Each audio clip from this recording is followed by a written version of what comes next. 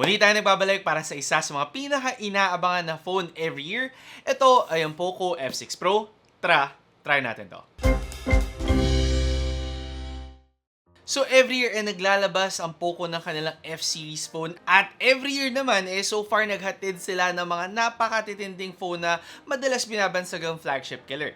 This year meron pa rin bang ibabanat sa atin ang Poco F6 Pro? Syempre pag-uusapan natin yan dito sa video. Pero bago lahat mag-subscribe muna kayo by clicking the subscribe button below. Hit nyo yung bell icon para ma-update kayo sa mga susunod na videos at kung sakali nakatulong sa inyo ang video na to i-like at i-share nyo na rin.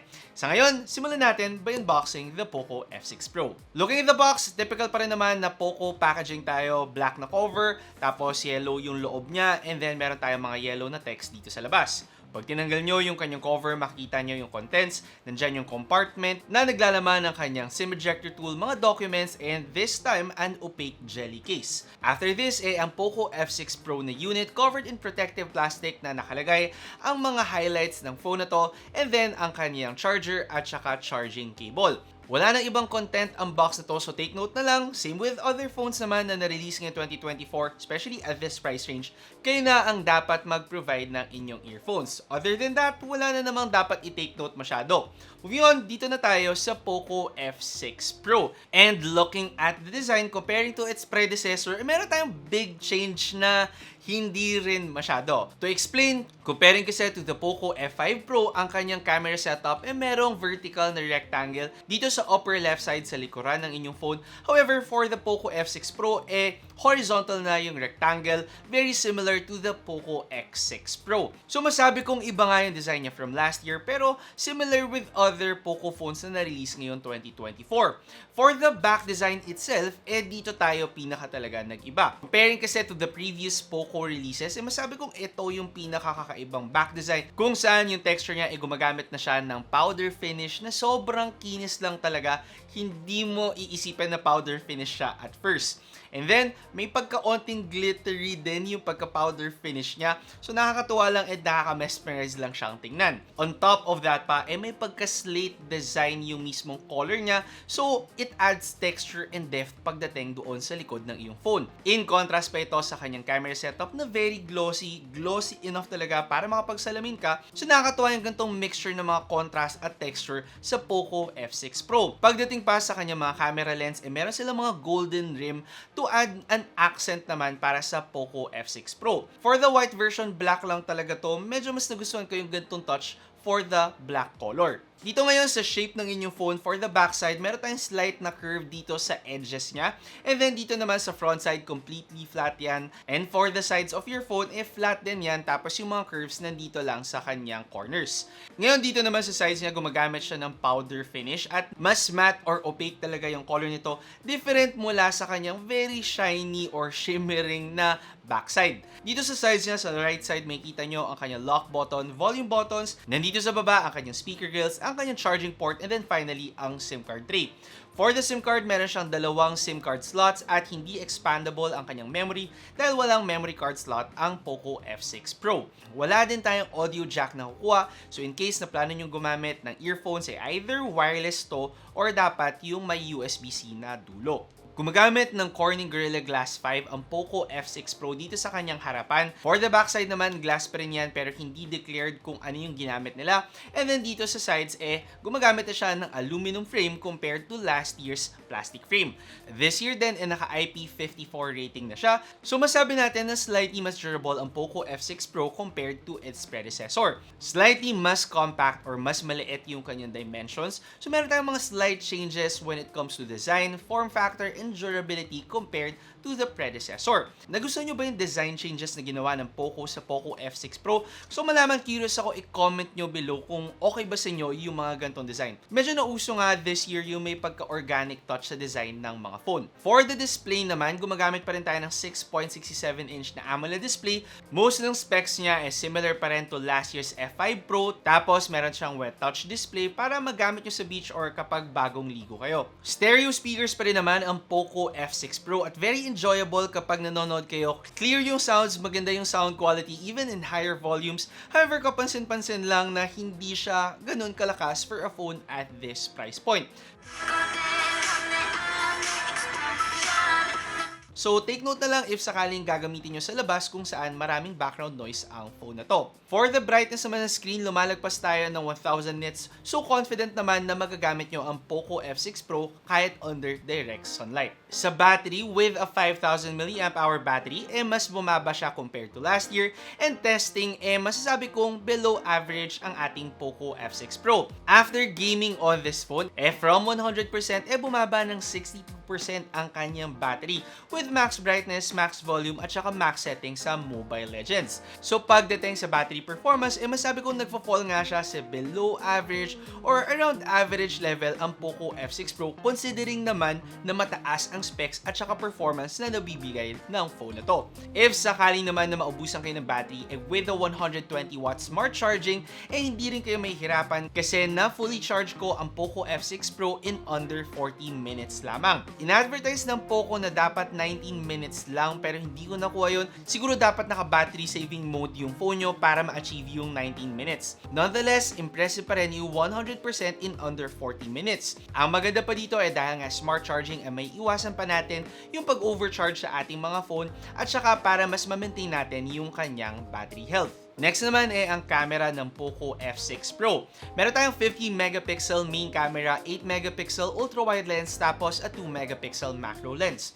From the specs, medyo bumaba yung megapixel count niya from last year, pero mas gumanda naman yung kanyang aperture at mas lumaki din yung sensor size, so we can expect na dapat mas okay siya for low light situations at saka photos niya in general. Syempre, tinest out natin at ito ang mga results na nakuha ko. For the Poco F6 Pro, masasabi ko na kapag main camera talaga ang ginamit nyo, wala kayo masyadong struggle na ma-experience. Especially kung good lighting pa yan, mamimake sure talaga na very sharp yung mga photos nyo, medyo may onting saturation at mataas na contrast. Pero other than that, para sa akin, for a phone at this price, maganda ang mga pictures na napoproduce niya. For the main camera, may sabi kong hindi kayo makaka-encounter ng any issue, lalo na kung in good lighting conditions dahil yung mga pictures na na-produce natin, very sharp, very vibrant, very detailed. Yun nga lang, still with Poco, may tendency to get high contrast at saka high saturation sa ating mga photos. So, depende na lang kung gusto nyo yung mga ganitong klase ng output. For the ultra-wide lens naman, very sharp and detailed pa rin yung mga photos. However, kapansin-pansin na bumaba ng onte yung contrast at saka yung color output ng Poco F6 Pro. Siguro given na same lens rin yung ginamit nila to the Poco F5 Pro. Zooming in, masabi ko same din yung experience with the ultra-wide lens kung saan nagiba din yung color at contrast niya, pero masasabi kong maganda pa rin talaga yung output. Even zooming in, very sharp pa rin talaga yung mga photos at masabi kong good enough pa rin talaga for social media posts. Moving on, in low light situations, masabi ko nag-improve naman ang ating Poco F6 Pro dahil kung titingnan nyo, kahit hindi ako gumagamit ng night mode, as long as may matinong lighting, maganda ang kanyang output. Lalo na kung main camera yung ginagamit nyo, personally, hindi ko na talaga nafe-feel yung need na gamitin yung night mode at mas gagamitin mo lang to sa occasions na talagang wala ka masyadong ilaw.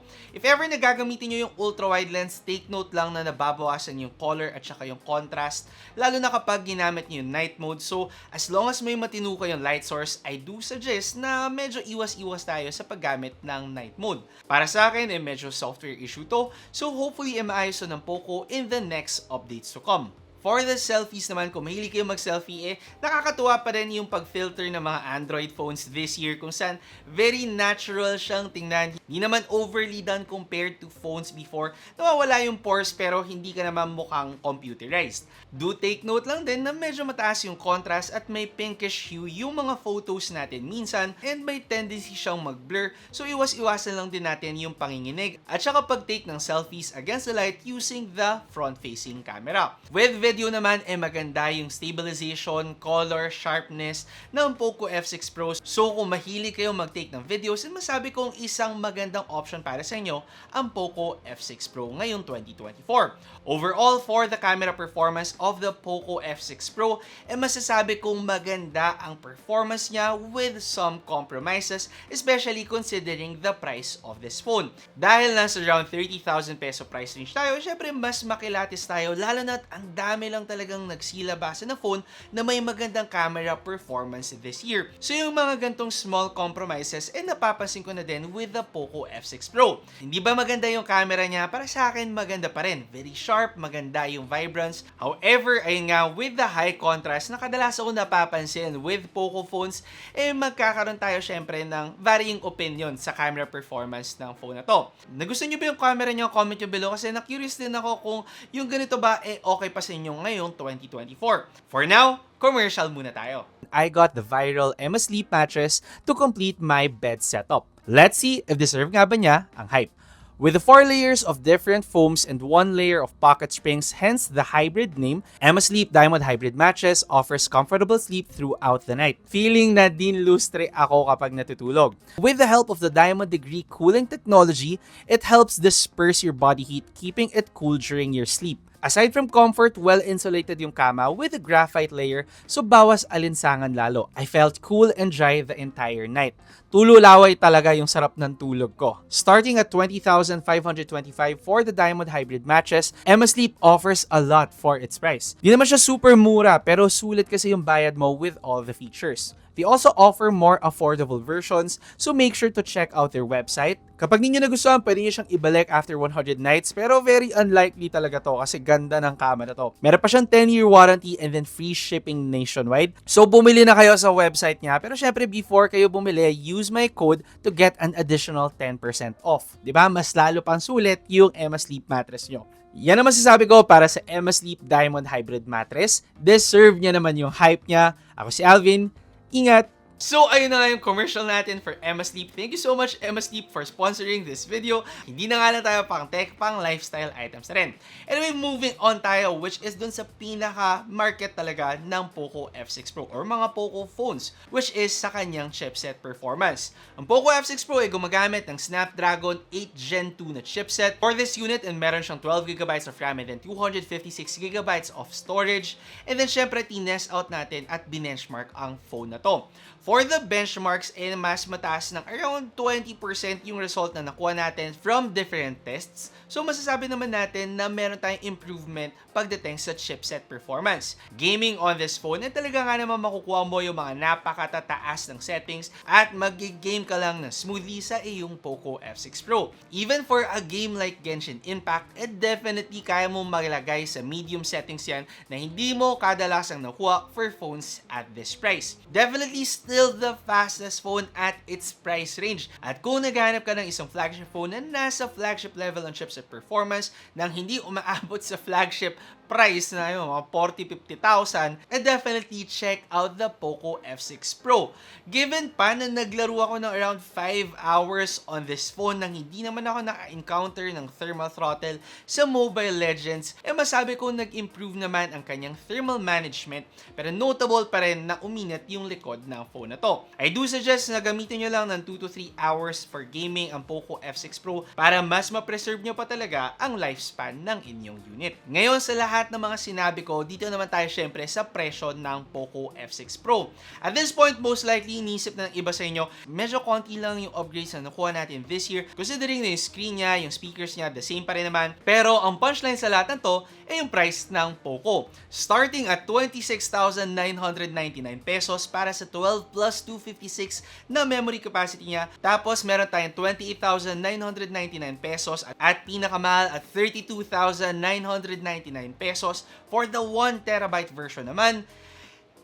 Bumaba ang presyo ng Poco F6 Pro. Comparing to last year's model nga, for the same memory capacity, mas mahal yon ng 2,000 pesos. And given na meron pa rin tayong mga upgrades na nakuha, katulad ng faster chipset, ng mas malaking sensor size sa camera, ang kanyang updated na design, aluminum frame, higher IP rating, at saka mas matataas na memory capacity options, definitely, para sa akin, sulit at maganda pa rin ang Poco F6 Pro. If naghahanap kayo ng isang napakalakas at napakabilis na phone ngayong 2024 na under 30,000 pesos lamang, definitely this is the phone to get. Given na wala talaga masyadong phone na nag-offer ng ganitong chipset at this price, talagang undefeated or reigning champ pa rin sa pinakamabilis na phone ang Poco F6 Pro. If ever na i-compare nyo siya sa Poco F6 na gumagamit ng Snapdragon 8S Gen 3, from research, mas malakas pa rin ang 8 Gen 2 versus dito, making this phone still the fastest phone under 30,000 pesos. This 2024, mas pinasulit, mas pinalakas, mas pinaganda ang Poco F6 Pro. So kung sakaling nag-pass up kayo sa Poco F5 Pro, definitely check this phone out. Para sa akin, isang napakagandang option ngayon 2024 if you're all about the speed and performance of a phone. Yan ang masasabi ko for the Poco F6 Pro. Hopefully ay nakatulong sa inyo ang video na to para malaman kung ito na nga ba ang phone na para sa inyo. Again, kung hindi pa kayo nakasubscribe sa aking channel, mag-subscribe by clicking the subscribe button below. Hit nyo yung bell icon para ma-update kayo sa mga susunod na videos. Ako si Alvin, ang inyong tech guy. Ingat! Nagustuhan nyo ba ang video ko? I-check out nyo ang aking channel for more phone, gadget, and laptop reviews. Tapos, meron pa akong tech tips and guides. Mag-subscribe by clicking the subscribe button below at i-hit nyo na rin ang bell icon para sa mga susunod ko pang videos.